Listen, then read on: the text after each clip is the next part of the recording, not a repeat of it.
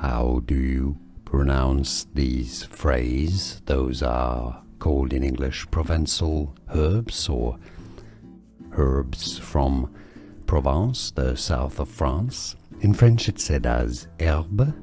Yes, there's an S because it's plural, but it's silent. The H is silent as well. Herbes de Provence. So you could say it as Herbes de Provence.